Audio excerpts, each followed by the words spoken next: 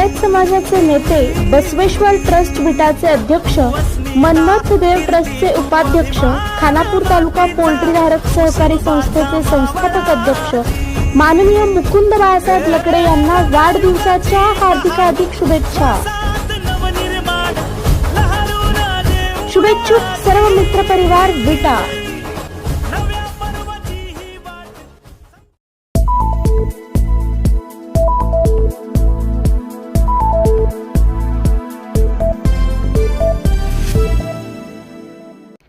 विट्यात जोरदार राडा, 13 जणांविरुद्ध गुन्हा दाखल। ग्रामीण रुग्णालयासमोर झालेल्या जोरदार वादावादीत गारडी येथील सौरभ बाबर आणि सुशांत रसाळ यांच्यावर जीवघेणा हल्ला केल्याप्रकरणी विटा पोलीस ठाण्यात तब्बल 13 जणांविरुद्ध विटा पोलीस ठाण्यात गुन्हा दाखल करण्यात आला आहे।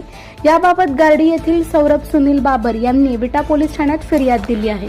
याबाबत पोलिसांनी दिलेली माहिती अशी की काल सोमवारी दिनांक 29 जून रोजी सायंकाळी 7 वाजण्याच्या सुमारास विटा येथील ग्रामीण रुग्णालयासमोर आलेल्या सौरभ बाबर यांनी विट्यातील बालाजी मेटकरी याला तुम्ही कुंडलिक गुजलवाड यांना मारहाण का केली असा जाब विचारला।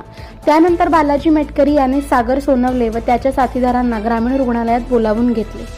यावेळी सागर सोनवले याने आज मंगळवारी सौरभ बाबर याला जिवंत ठेवायचे नाही असे म्हणत हातातील लोखंडी पाईपने फिर्यादीच्या डोक्यावर घाव घालून गंभीर जखमी केले।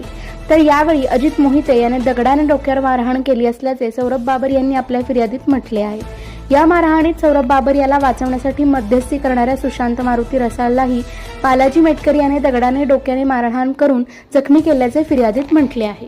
यावेळी सागर शिंदे, अनिकेत काकडे, प्रताप फासे, बालाजी मेटकरी यांचा दाजी आणि अन्य 5 ते 6 अनोळखी इसमांनी सौरभ बाबर आणि सुशांत रसाळ या दोघांनाही लाथाबुक्क्यांनी मारहाण करून शिवीगाळ व जीवे मारण्याची धमकी दिल्याचे फिर्यादीत म्हटले आहे। या मारहाण प्रकरणी सागर सोनवले, अजित मोहिते, सागर शिंदे, बालाजी मेटकरी, अनिकेत काकडे, प्रताप फासे तसेच बालाजी मेटकरी याचे दाजी व अन्य 5 ते 6 अनोळखी जणांविरोधात गुन्हा दाखल करण्यात आला आहे।